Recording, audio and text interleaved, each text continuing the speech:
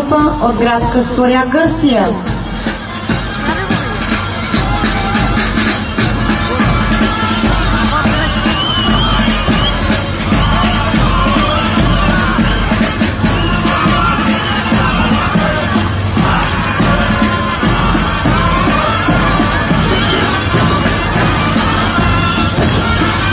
От град Белград, Сърбия, който е основан на 1 септември 1960 година в град Белград.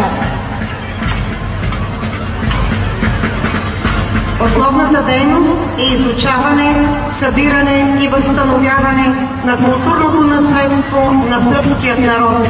Музика, танци. Произход все още не е напълно известен. Твърди се, че е по-стар от възрастта на бог Дионис.